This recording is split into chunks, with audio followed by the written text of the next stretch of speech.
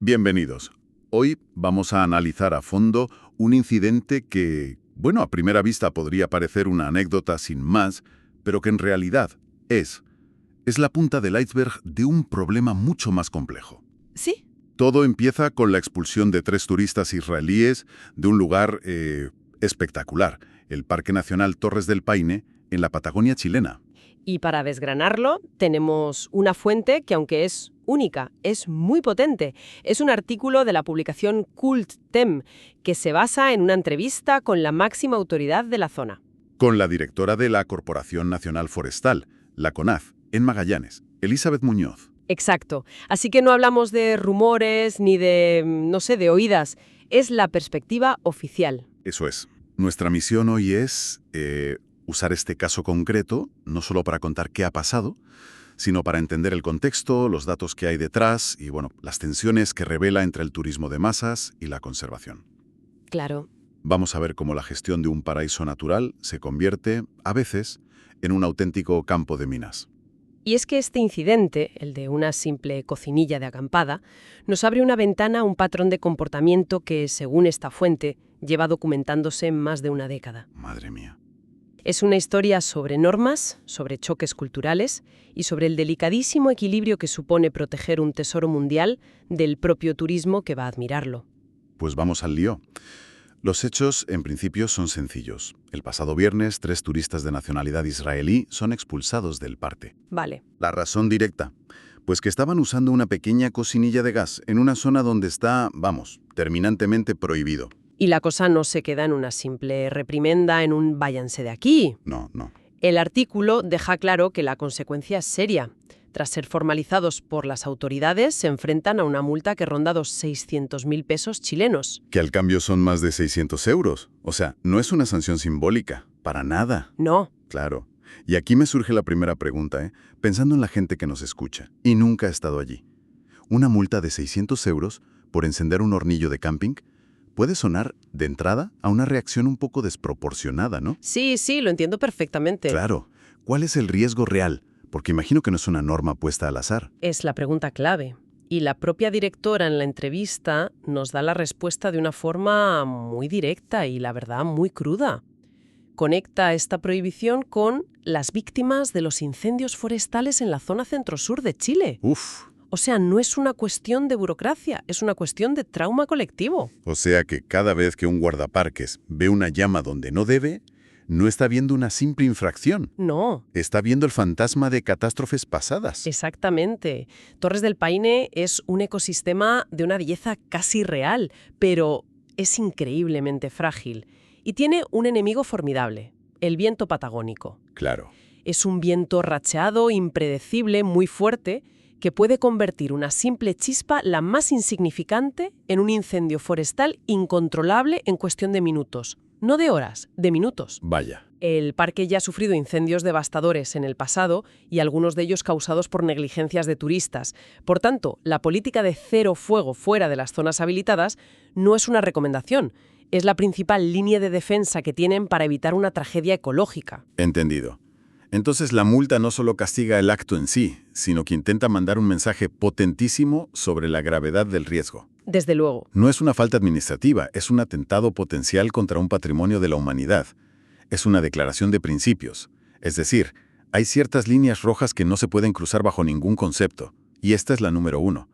Es una política de tolerancia cero, porque no se pueden permitir el lujo de tener otra cosa, ¿sabes? Claro. Y si el riesgo es tan alto, uno esperaría que este tipo de incidentes fueran, pues no sé, extremadamente raros. Sería lo lógico, sí. Pero aquí es donde la entrevista con Elizabeth Muñoz da un giro, y la historia se vuelve mucho más compleja. Ella no se limita a hablar de este caso. Pone sobre la mesa los datos que CONAF ha ido recopilando desde el año 2012. Y las cifras son, como poco, llamativas. Llamativas es quedarse corto. Según Muñoz, desde 2012 hasta hoy, se ha expulsado del parque a un total de 36 personas. Vale, 36 en poco más de una década. Pues de esas 36, 23 eran ciudadanos israelíes. Espera, vamos a procesar ese dato. No es un 20 o un 30%. No. Son 23 de 36.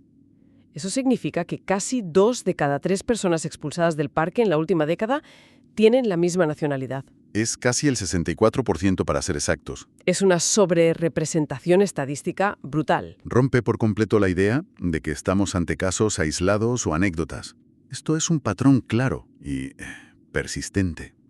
Me pregunto si el artículo da algún contexto sobre el volumen de turistas. Ajá. Es decir, podría ser que simplemente haya una afluencia masiva de turistas de Israel y por eso las cifras son más altas, o la proporción es realmente anómala. El artículo no entra en el desglose total de visitantes por nacionalidad. Pero, vamos, el tono de la directora de CONAF sugiere que esto es algo que les llama poderosamente la atención. Ya. Que lo consideran un fenómeno específico, no algo que se explique simplemente por el volumen.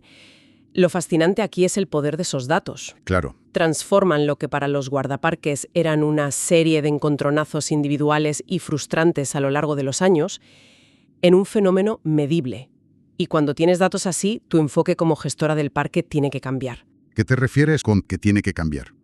Pues aquí ya no puedes tratarlo como otro turista que se ha saltado una norma. Tienes que empezar a analizarlo como un patrón recurrente, que por lo que sea, parece estar asociado a un grupo muy concreto. Te obliga a preguntarte, ¿qué está pasando aquí? ¿Es un problema de comunicación? ¿Es una cuestión cultural? Exacto. ¿Una falta de información? Ya no basta con reaccionar caso por caso, necesitas una estrategia. Y de hecho la propia directora ahonda en esa búsqueda de explicaciones. El artículo revela que en CONAF tenían una teoría inicial. A ver, Muñoz cuenta que durante años pensaron que el perfil del infractor era muy específico. Jóvenes de entre 18 y 20 años que venían a la Patagonia justo después de terminar el servicio militar, que en Israel es largo y duro. Una hipótesis que, a priori, parece tener cierta lógica, ¿no? La idea del viaje de desfogue, de catarsis. Claro. Después de meses o años de disciplina férrea, te vas al fin del mundo a romper con todo, a sentir una libertad sin límites. Podrías interpretarlo como una especie de imprudencia juvenil, una búsqueda de adrenalina. Exacto. Era una explicación casi cómoda, sociológica. El problema es que, según la directora, la realidad actual ha desmontado por completo esa teoría. Afirma que el perfil ha cambiado drásticamente. Ahora, y cito textualmente, son mayores de 27 años con profesiones. Y ese dato es un mazazo para la hipótesis anterior. La desmonta por completo. Totalmente. Porque ya no puedes refugiarte en la excusa de la chiquillada o la inmadurez postadolescente.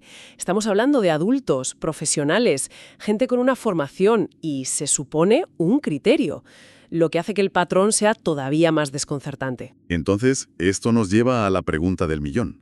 Si no es la edad, ni esa experiencia postmilitar, ¿cuál es la causa de este comportamiento según la máxima autoridad del parque? Aquí es donde la entrevista entra en un terreno más interpretativo y, si quieres, polémico. Muñoz ofrece su diagnóstico, que hay que entender que está basado en su experiencia de años y en esos datos tan contundentes. Vale. Su frase, extraída del artículo, es muy directa. Parece que tienen la cultura de no obedecer e ir contra las normas. Uf, eso es fuerte. Es una afirmación muy dura, porque ya no habla de un comportamiento individual, sino que lo eleva a una característica cultural. Sí, lo es. Y es importante recalcar que esta es la percepción de la funcionaria, su interpretación de los hechos. Desde luego. Y no se queda ahí. Utiliza un lenguaje muy descriptivo para caracterizar el tipo de turismo que les genera estos problemas. Habla de una irrupción tan agresiva. Agresiva. Sí, y de un turismo con intereses especiales, que en su opinión no debiera ir a la naturaleza si no tiene respeto ni conciencia por la naturaleza. En el fondo, lo que está describiendo es un choque frontal de mentalidades. Un choque cultural en toda regla. Por un lado, la filosofía de un parque nacional, que se basa en la contemplación, la preservación, el ser un invitado. Eso es. Y por otro, lo que ella parece describir como una actitud más, no sé, extractiva. De conquista. Precisamente. Esa idea de intereses especiales es muy reveladora. Sugiere que para un cierto tipo de visitante, el objetivo del viaje no es tanto conectar con la naturaleza como usarla de escenario para un desafío personal. Para la aventura extrema. Para la foto perfecta o para contar una hazaña. Y esa mentalidad, la de conquistar el paisaje, choca directamente con la de preservar el paisaje. Vale. Y ante este escenario de frustración y de un patrón que no cesa, ¿cuál es la respuesta institucional? ¿Qué puede hacer CONAF más allá de multar y expulsar a la gente cuando ya es tarde? La directora Elizabeth Muñoz es muy clara en su postura. Por un lado, defiende la legalidad de sus actos. Dice, estamos preparados para lo que nos manda la ley. Es una forma de decir que no actúan de forma arbitraria ni por prejuicios. Exacto. Tienen un reglamento y lo aplican a rajatabla, sea quien sea el infractor. Es la defensa de la institucionalidad. Pero también parece que se sienten un poco solos en esto. Totalmente. De hecho, hace un llamado a una mayor coordinación entre organismos. Y aquí usa otra frase que me llamó muchísimo la atención. A ver. Tenemos que tener una mirada de ser organismos más cohesionados en este tiempo que somos invadidos por turistas y que no tienen intereses especiales. La palabra invadidos es potentísima. No dice cuando recibimos muchos turistas o en temporada alta.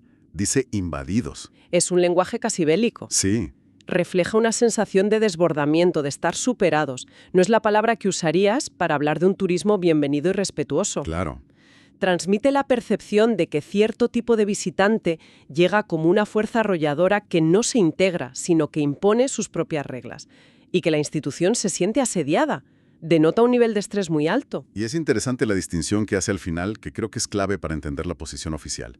Hablando del trato en hostales y otros servicios, aclara que no se recibe a estas personas por la nacionalidad. Un punto fundamental es su manera de blindarse ante una posible acusación de discriminación. Claro. Deja claro que a nadie se le niega la entrada al parque por tener un pasaporte israelí. La puerta, en principio, está abierta para todos. Pero justo después añade el matiz que lo cambia todo. Nosotros no podemos prohibir el ingreso, pero si presentan una actitud agresiva podemos sacarlos. Ahí está. Y con eso vuelve a poner el foco en el comportamiento, no en el origen. Y esa es la distinción crítica, la que le sirve de argumento legal y moral. La línea oficial es, la sanción no es por la nacionalidad, es por la acción. Es por usar la cocinilla, por tener una actitud agresiva, por no seguir las normas. Aunque los datos muestren una correlación estadística abrumadora. Exacto. Aunque pase eso, la justificación de cada expulsión se basa siempre en un hecho concreto, en una infracción tangible del reglamento. Es una posición compleja. Entonces, si recapitulamos, hemos partido de un incidente que parecía menor, el de una cocinilla. Sí. Y hemos llegado a un patrón estadístico que se extiende por más de una década y que desafía las explicaciones fáciles. Hemos visto cómo ha cambiado el perfil del infractor, desmontando esa teoría de la imprudencia juvenil. Y sobre todo, hemos escuchado la voz de las autoridades, una voz que transmite una mezcla de rigor profesional y una profunda frustración. El agotamiento de luchar la misma batalla una y otra vez. Eso es. La verdad es que este artículo de Cultum, al darle voz a la directora, consigue mostrar un conflicto increíblemente revelador. Desde luego. Es el choque entre las normas estrictas, pero necesarias, de un lugar frágil y el comportamiento de un grupo concreto de visitantes. Pero si abrimos el plano, lo que tenemos aquí es un microcosmos de uno de los grandes desafíos del siglo XXI, la gestión del turismo de masas en los últimos rincones salvajes del planeta. El eterno dilema. El dilema entre abrir estas maravillas al mundo y al mismo tiempo protegerlas de ese mismo mundo que va a verlas. Es una tensión universal, ¿no? ¿Cómo educas al visitante?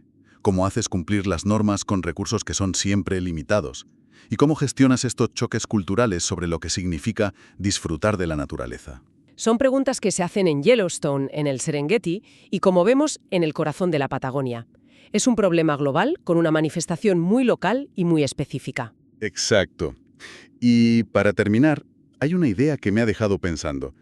Todo nuestro análisis, siguiendo el artículo, se ha centrado en el comportamiento del turista y en la reacción de la autoridad. Sí, en esos dos polos. Pero hay un momento en que la directora, Elizabeth Muñoz, deja caer algo casi de pasada. Habla de la necesidad de tener una mirada sobre las organizaciones que conectan a estos turistas con el destino. Es una línea de investigación fascinante, que el artículo solo esboza. Correcto. Y nos deja con una pregunta para reflexionar. Más allá de la responsabilidad individual de quien enciende la cocinilla, ¿qué papel y qué responsabilidad tienen las agencias de viajes, los guías, las empresas que organizan y venden estos viajes a zonas tan sensibles? Claro. ¿Es este patrón un simple problema de comunicación, de que no se explican bien las normas? ¿O es quizá un reflejo de que se está vendiendo un tipo de turismo de aventura sin límites que, por definición, está destinado a chocar con los principios de la conservación? Es la pregunta por toda la cadena de valor del turismo. La responsabilidad quizá no termina en el individuo que comete la infracción. A lo mejor empieza mucho antes, en la forma en que se empaqueta, se promociona y se vende la experiencia de visitar un lugar como Torres del Paine. Y esa, desde luego, es una conversación mucho más grande y seguramente mucho más incómoda.